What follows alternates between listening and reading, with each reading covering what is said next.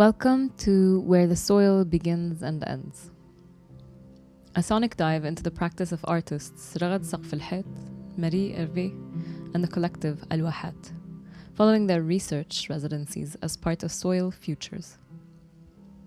Soil Futures was a network and program born from the collaboration between 5 arts organizations: Arts Catalyst in the UK, Riwaq in Palestine, Saqya, Art, Science and Agriculture in Palestine, Struggles for Sovereignty in Indonesia, and Vessel Art Project in Italy. In 2022 and 2023, this collective endeavor took the shape of a program featuring an artist residency exchange, an online school, and a season of distributed local gatherings. Soil Futures viewed soil and those looking after it as active agents of change and resistance in the face of ongoing geopolitical and environmental crises. The project asked, what nutrients are necessary for soils to thrive? What practices of care and maintenance are enacted across different territories and cultures? What ecological knowledge and approaches nourish both lands and communities? Over the next 50 minutes, you will listen to the Soil Futures artists reflecting on the landscapes, stories, and people they encountered during their residency. Raghad delves into her work with clay between Al-Jib in Palestine and Salento in Puglia in southern Italy. Marie describes the time she spent with stones and the stories they tell in Qalandiya near Jerusalem. Areej, Ailo, and Gabriella share their collaborative work in Ein Qiniya, contemplating the significance of the prickly pear and the cochineal insect for the Palestinian land. I'm Bint Mbareh, and my voice and compositions will accompany you across these territories following soils, art practices, and the ground they share. Both in Salento in Puglia and Al-Jib near Jerusalem, in my research I was following the craft of making pottery, starting from the soil, which constitutes the first step and the main ingredient of this craft. That was Raghad Saqfalhait. She was part of a residency in Salento, which facilitated her thinking around what the soil is and what it can tell us about plurality. Part of what contextualizes her research is work she has done previously in Al-Jib, which is a village in kind of around Jerusalem. Raghad will tell you more about all of these places in time. I was like, but who is this? Who entered inside my house, And actually there were steps going to the roof, and I was terrified.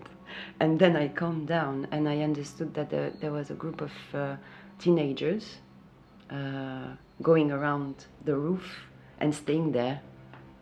It was not late at night, but I go to sleep quite early. But they were going around and maybe sitting there and chatting, and then they would go away. And I asked the question around, and it was, sometimes they go there and, they just meet there. It's like on this roof, because usually there's no one living there, so they don't, they're not disturbing.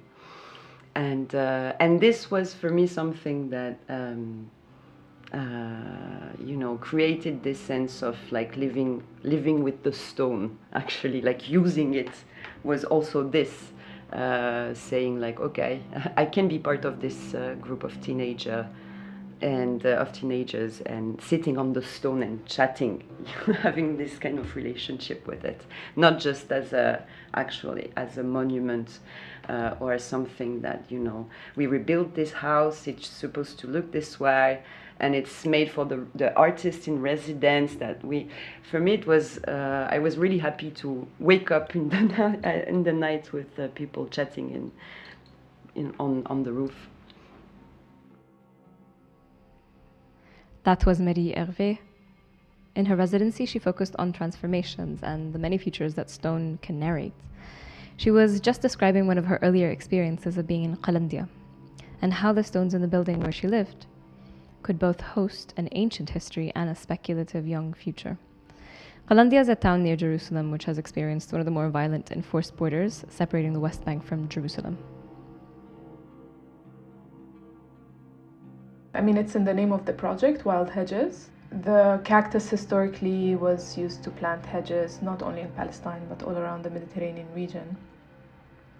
And for us, like this new spread of the insect kind of became like a window to look into this, like the messiness of like the histories involved between the two species, and looking at the porosity in these hedges, whether metaphorically or more like physically, through the insect actually like going through like the hedge and like eating it up, but also breaking the binaries used like in colonial language between the human and like the natural, between the wild and domesticated, between the invasive and tamed, and all these terms. So it became like engaging with the materiality became a way to kind of physically interact with those more like abstract divisions, and also like more physical divisions. And that was Areej, one member in the collective Al-Wahat. Areej was referring to how their project Wild Hedges broke the boundaries that are often imagined between what's natural and what isn't. The project looked at the cochineal as a parasite that was labeled invasive in the Palestinian landscape, leeching off of cactus plants, but also could be seen producing beautiful red dyes and being used as an active member of the ecosystem in some parts of the world. So part of this project took place in Saqia, a village near Ramallah, which is often attacked by Israeli forces and settlers. Another part of the project took place in Sliman farm in Bil'in, another village overlooking one of the bigger settlements in Palestine. So I felt that in their project, it was hard to ignore violent and imposed borders. So I asked them a bit about how they saw interfaces or material frictions appearing in their work, and if they thought about how the borders of the materials they used break open or begin dissolving with touch and human intimacy. I mean, I think it relates to our thinking around hedges and around these porous boundaries, both in language and on the land. That was Ailo, another member of Al-Wahat. I also spoke with Gabriella, the third member of Al-Wahat collective. Gabriella explains a little further about their process in relation to interfacing physically with the world of a cactus. Because our process is so material driven, and because it is so integrated in the land, when we got to Saqia for our Soil Futures residency, we needed to forage the cactus and its fibrous mesh, and we needed to collect the cochineal. So already these practices became rooted in touch. But then we also opened it up to the community, and we invited people in to join us. And so we had a series of workshops where we would go out and we would forage for the cochineal and for the cactus. And then we would go back to Saqia and we would experiment with the cactus. We would find ways to integrate the mesh fiber into weaving, into building. We also experimented with the cochineal. We were first just taking the cochineal and we were just squishing it into our hands and looking at how the cochineal produces this carbonic acid, this beautiful deep red, and then squeezing lemon onto our hand to then change its color to this more vibrant orange. And it was through these experiments that we started to understand the way that we can change the color of the cochineal, of the pigment. By adding more acids, it would transform it into this more orange color, and then adding an alkaline like soda ash, it would take it to this deeper dark purple, and then we could paint with it, we could dye with it. And then we were also even using the pads for cooking. We were meeting with people who had learned how to cook with the pads and how to pickle it and bring it into a salad and into tacos. And so I really think touch and the materiality of the cactus and the cochineal was how we were able to bring people together in a way that we were all learning together and experimenting together And it was through these processes that we also came to understand that these artistic interventions were also practices of care and repair. Because the cochineal was eating away at the cactus and drawing out all of its water and slowly killing it, just the act of harvesting cochineal from the pad helps to sustain the cactus. It makes a lot of sense to me that Al-Wahat want to locate and reiterate care in the context where the cochineal was being understood only as a pest. The process of breaking the boundary between what belongs on this land and what doesn't is inherently political, and Al-Wahat extends this boundary breaking into the more than human. In fact, why the cactus was brought to the Mediterranean was initially to try to cultivate this insect. So their histories are intertwined, and they've both been domesticated in tandem for thousands of years. That's the only reason that these species have come to exist in the way that they exist now, is through human care for both species. So we kind of wanted to bring that care back, because currently the kind of ecological situation that we have across the Mediterranean is the cactus is dying, and governments, communities, individuals are trying to control the spread of this insect in one way or another, either through pesticides or introducing other insects. And we kind of wanted to reintroduce this idea of care and repair as a way to try to balance this ecological imbalance in a more kind of holistic, grounded, rooted way. And that involves, collecting the insect by hand, pruning the cactus, ensuring that the hedges don't have too much shaded underbellies, which is the spaces where the insect really likes to thrive. And if there's too many spaces like that, it can cause the kind of insect spread to become overwhelming for the plant. So allowing some kind of air to move through, some sun to pierce into the depths of the cactus allows the insect population to be a bit more in check.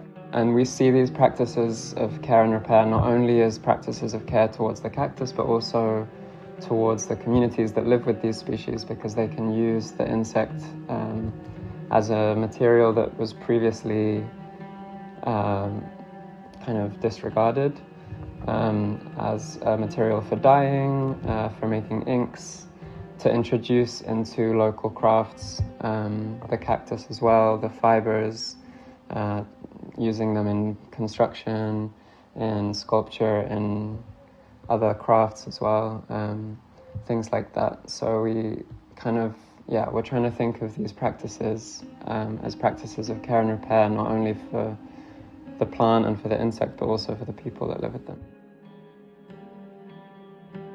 What fascinated us about the plant itself is not only its messy colonial history and how it arrived in these places, but the symbolism and the love towards the plant that is had in so many of these spaces in Palestine and Spain and Italy, all across the Mediterranean. There are so many communities and cultures that appreciate the cactus not only for the fruit, but also as a hedge plant, but also symbolically as a symbol of resistance and connection to the land, rootedness in the land.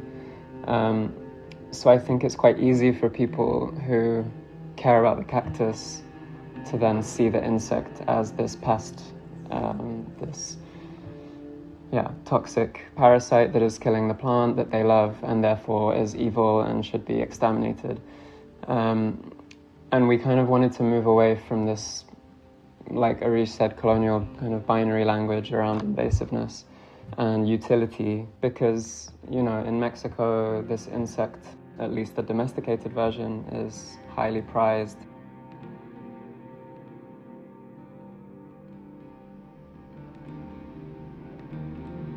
While Ailo just pointed out how care can work across and through species, I'm returning to Raghad to learn about another migrating insect that helps us with obscuring where the soil begins and ends. And because all the artists I've interviewed were working in Palestine, knowing, mapping, and learning about the land was never a politically neutral endeavor. So I asked them about how, in addition to showing their work, they go about hiding it and encrypting it. So Raghad Saqfalhait responds. When I think about the contrast between the above ground and underground, I always get this image of these earthworms that cause bioturbation. It's what they call in soil science, which is like they're always churning the soil upside down. They're always mixing soil profiles together, although at a very low tempo, but they are still doing that. And they're often causing problems for archaeologists. You know, in archaeology, there's even a name for this line that separates the, let's say, geological, pure, natural soil, and then the anthropogenic soil on top of it, which holds the remains of past lives and past occupation of the land. And this line is important for them because it sort of defines their area of study, and it helps them put a limit to how deep they want to go into the ground. But then these worms always, like for me, they really like challenge also sometimes how I think about like this contrast between what is above and what is below. Like even when we think of concealment, sometimes concealing something or hiding, now that you ask about hiding, we maybe think of accumulation, burial as hiding, or maybe these tunnels in Al-Jib, which were used or which were excavated to extract the clay, and then there was they were destroyed in order to make room for the military checkpoint that came afterwards. Maybe they are still there in the ground, but now they are hidden by a checkpoint only for people to, I don't know, discover them 100 years later if they are still there. I think hiding really, maybe it's in these moments when like landscape is forced to perform a sort of legibility in order for it to be studied and for it to be turned into like this object, either for extraction or for study or for analysis. And then I think these biological, natural processes of the earth, that they are the ones who are responsible for keeping the soil forming and keeping it always, as I said, like as a living organism. I think they are what is actually doing the hiding.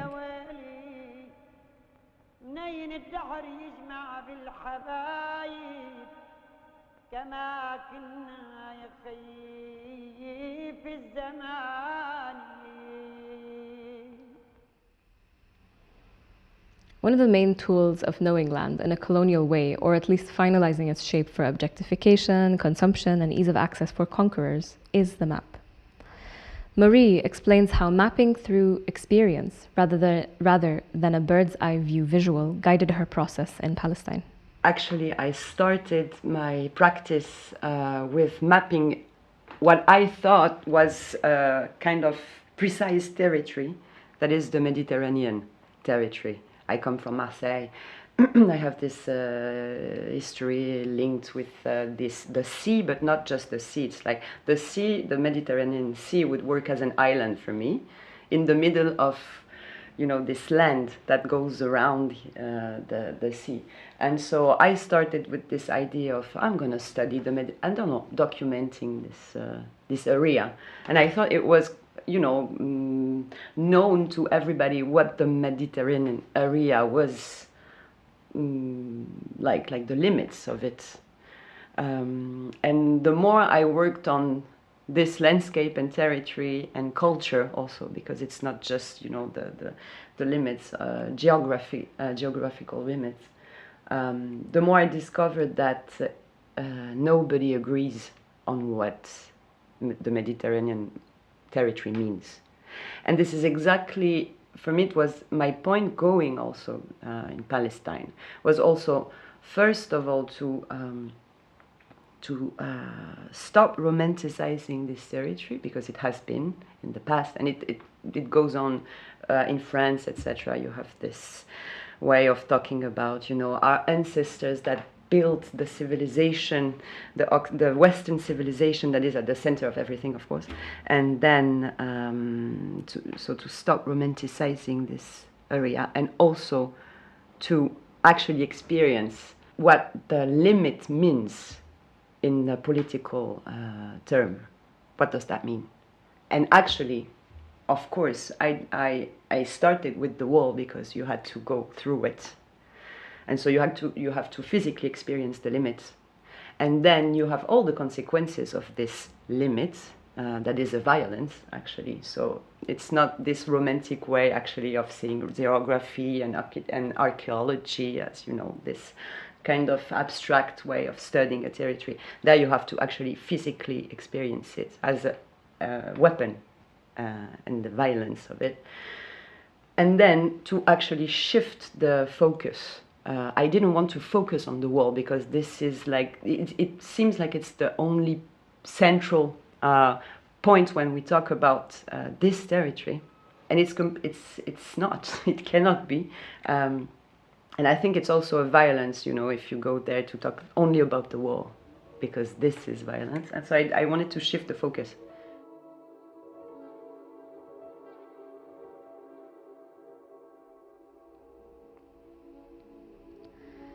Maria's sharply aware that her experience crossing any and all of these borders is different from that of Areej, who is Palestinian.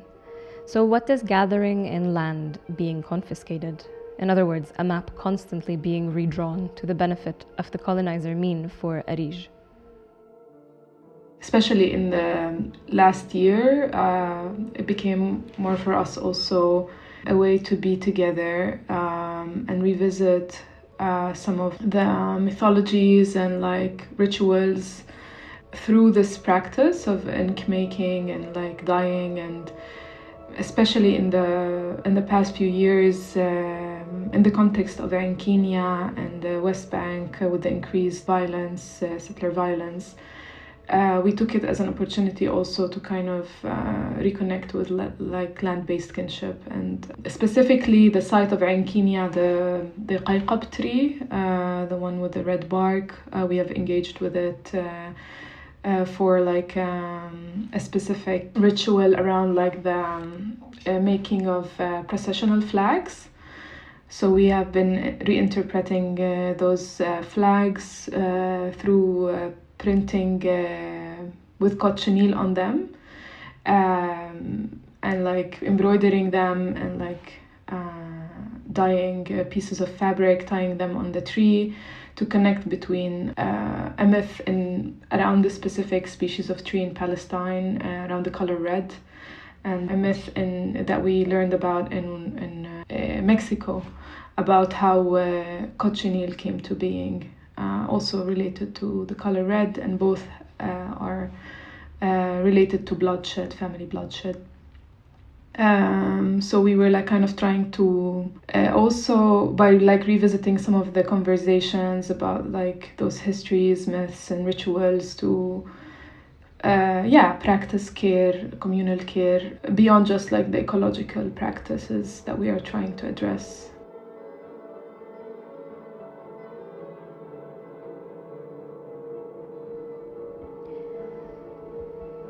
The flags Areej is referring to here are used in pilgrimages across land to various shrines and spiritual locations dotting the landscape in Palestine and the region.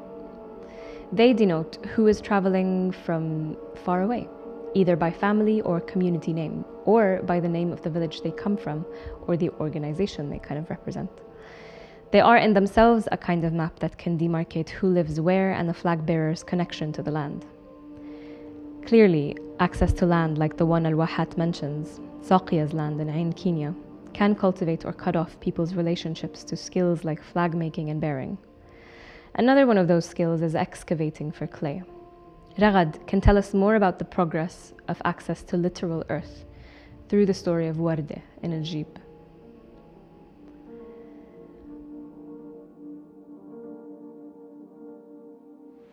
In Al-Jib, a village north of Jerusalem, which was a very famous center for making cooking pots or qdur, Clay sourcing changed according to access to the land. And when I say access, I mean both vicinity to these sites from the village, but also whether the potters were able to physically reach them under conditions of Israeli occupation and land seizure orders.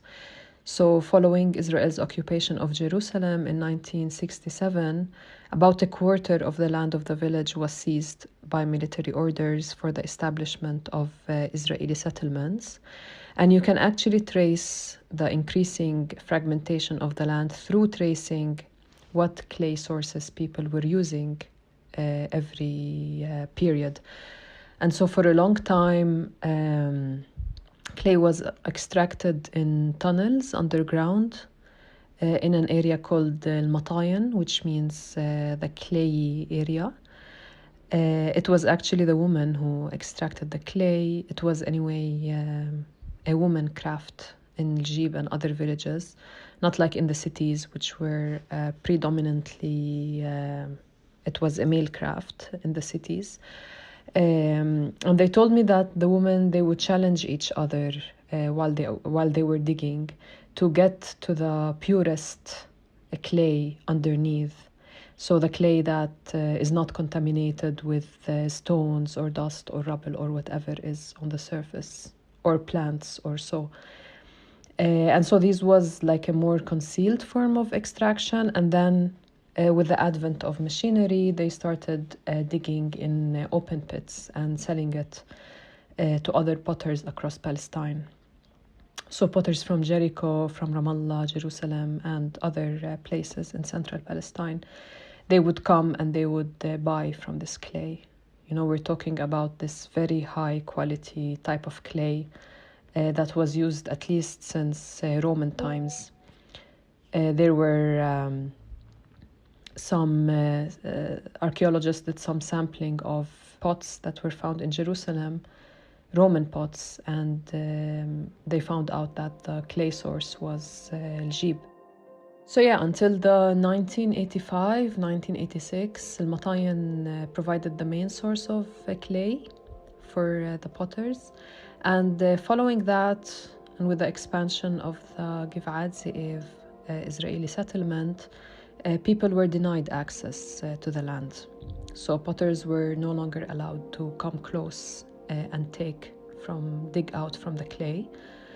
But except for the Palestinian labor who were given work permits to work inside the borders. And so these men would sometimes bring back with them, after a day of working, they would bring back some clay bags and give it to the potters to use it.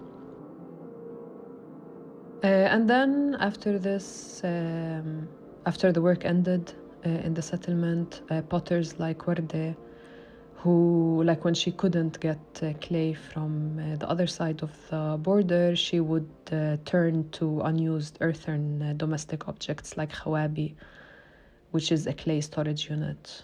And she would crush it and then turn it back to a clay body that she would use to make pots and to sell it.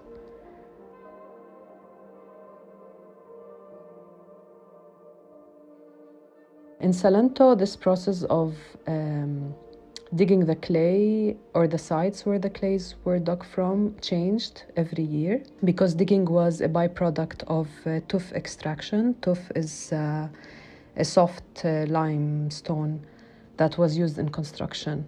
So digging the clay was actually the job of the potsari. Potsari comes from the word pozzo, water well, so they were the well diggers, because in Salento there's very dry land, and so digging for wells was very common. And so these people would dig wells, and then the clay that came out of digging the wells would be then sold to the potters. And, it changed every year. And this is we're talking until the mid-last century, before the potters started buying commercially produced clay from Florence. In Al-Jib, which is a very famous center for making cooking pots, or qdur, since like 5,000 years. This process of digging the clay, it changed not every year, but it changed according to access to these sites.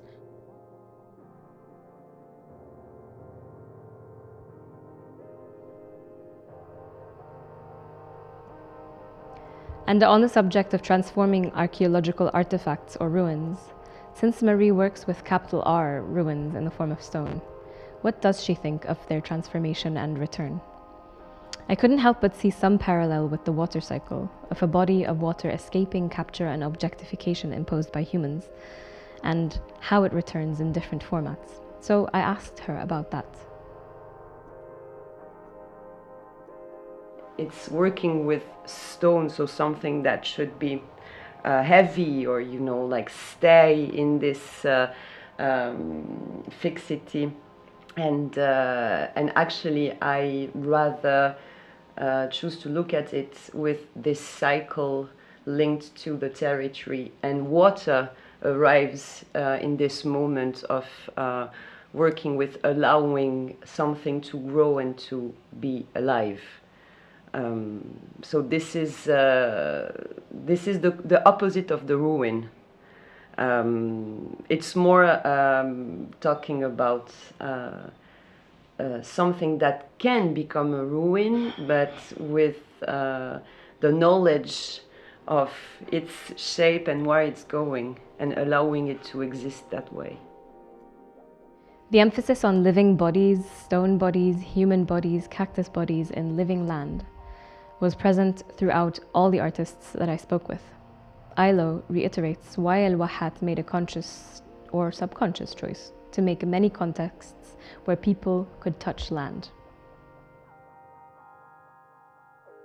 It felt important for us to touch materials and the soil and use our hands because often so many of the decisions that affect these ecosystems and invasive species are made by people who don't use their hands and don't touch the soil with their hands and don't touch these plants and materials with their hands. They're not part of these ecosystems, and they're not familiar with these ecosystems. So we kind of wanted to get to know the materials that we were working with in a deeper way and in a more intimate way. I don't think it was necessarily super conscious from our perspective, but it definitely became like a very important aspect of the work. For Gabriella from Al-Wahat, touch wasn't a byproduct of the fact that they wanted to work with a material like the cactus. It could also be a necessary pull away from alienating technologies to ancient technologies which relied heavily on the human body as a mediator and steward. I think touch is really important to think about in relationship to technology, especially technology today that is moving us towards the digital and the virtual, the world separated from the physical and from haptic technologies, embodied ways of knowing the world and of making sense of our world. And so going back to a technology like dyeing that is thousands of years old, it really requires you to use all of your senses. You're not only mordanting fabrics and dyeing with your hands, but you are carefully watching how colors change with different additives, different water types and timing. You are listening for change in the dye if you're using a fermentation process. And sometimes you're even tasting and smelling the dye vat to understand the health of the dye and the health of the bacteria that's in the dye. And so I think it's through these slower processes, these slower technologies, that we begin to cultivate a deeper connection to the land and a respect for its offerings, while simultaneously also creating a sense of care for our own work, for the time and effort that we are bringing into the work. And so this is definitely something that I have learned from dyeing with the cochineal and spending time with this insect.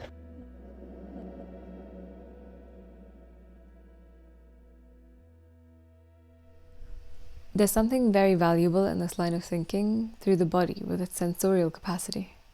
But since all the artists are already problematizing what is a human body and what isn't, or where the body begins and ends, Raghad's comments on plurality within the body of the soil are really important, especially juxtaposed with a romantic and singular body of soil, which is common in Palestinian rhetoric about return to the soil, love for the land, and an imaginary, unified vision of what the soil is. In her work, it is allowed to be multiple and complex. I think there is a strong emotional and political need in Palestine to imagine the soil as unified, as defragmented, as like a homeland or fertility or the keeper of memory or the keeper of stories. But soil becomes symbolic, I think, because people are denied physical access to land. So the image of soil has to hold what we want it to hold. Either it is the grief or the resistance or the ancestry. And when I think about soil, I think of it as accumulation of all of these things together. So like all the material, but also the immaterial traces, I think. So materially speaking, or like chemically speaking, soil resists singularity because it is mainly a living matter. It is always forming and reforming. It is like history and present that is constantly being metabolized into matter. So the marine organisms, for example, that I encountered in Salento, for me, they are not objects inside the soil. They are the soil itself. And working in Salento and seeing them like this really made me think about the constitutions of soil, let's say, or what the soil is made up of.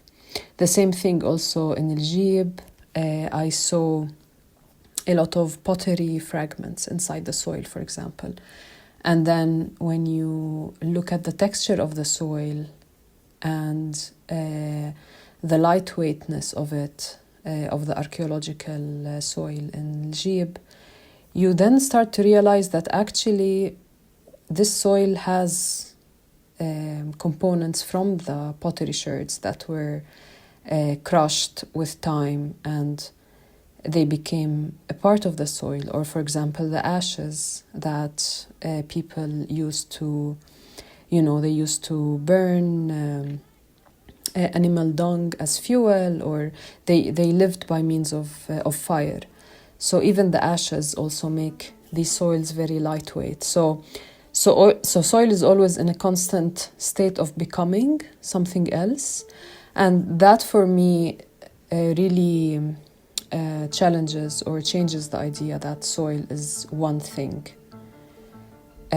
So in some ways, like thinking materially about the soil made it less romantic but more intimate in a way, because the intimacy comes not from like projecting meaning onto it, but from recognizing that the ground itself is actually composed of countless relations, organic, geological, political, and historical, that sort of exceeds our imagination or what we want to project on it. So for me, it became a process of just staying attentive to these, to what worlds the soil has inside of it. And in my work, like rather than forcing the soil to disclose everything, to disclose all the answers, I'm interested in like allowing the space for what the soil cannot really say in very direct or immediate way. Finally, I wanted to share one beautiful moment that emerged out of Al-Wahat's workshops. Areej introduces it here. Yeah, one of the participants, Raya, who began like just creating the melody and like singing it while we were like in a workshop at Sliman farm in Bil'ain near Ramallah. We were gathering there to build a shade roof from the cactus fibers. We had already peeled them from dried up trunks in the village, and in the surroundings, cacti that had already withered from the spread of the insect. And it's an exploration that we have been doing for a few years already, of like seeing what can be done. And it's actually an idea that came up while throughout conversations with Sahar specifically, who really wanted to create a shade for the outdoors area in Saqia in the summer specifically, because the cactus, when it dries up, it creates this beautiful like skeleton, leaves behind this beautiful skeleton of meshy fibers that create beautiful shades. And so we've been exploring how to kind of stitch them together to create those like shades. But unfortunately, because specifically when we were like gathering for this kind of for like experimenting with the building, the situation in Ein Qiniya has already become a bit dangerous, so we decided to explore this first also in collaboration with Sliman Farm, who had like been planning activities with the children. That like they had a summer camp or something, so they wanted to kind of cover an area with the cactus. And it actually was very interesting, like, because it was actually the participants who came up with the song just based on what they understood from us, what they understood from the process itself of peeling the cacti fibers, like especially Raya, because she has attended all of our workshops almost, so she knows like how the project has evolved, and she's also been part of supporting us through Rosa Luxemburg Foundation. So she was, she started singing it. Of course, there's a little bit of cursing on the insect and how it killed our ancestral cacti. And the cacti in Arabic, they're called sabr. So it's also like there's this symbolism of like the insect eating up our patience, you know? Sabr meaning patience. It was like kind of a celebratory moment at the end of the workshop, where we like are all like under the shade. Yeah, it just came up really like spontaneously that like we decided to record that moment. So it was interesting to hear how participants like processed like that, like in a way also like grief for the cacti. Maybe for us as researchers, we don't see it in that like in those terms. We also have a different like idea of the insect now. Yeah, it was very touching to hear how, and like just let it happen, and like kind of engage with the song collectively. من الصبرة والدودة عملنا أحلى حدودة يلعن أبوها الدودة أكلت صبرة جدودة بين الفية يا خيه تحت الفية يا خيه ويلعن أبوها الدودة وأكلت صبرة جدودة ومنها الدودة الملعونة طلعت أحلى حدودة.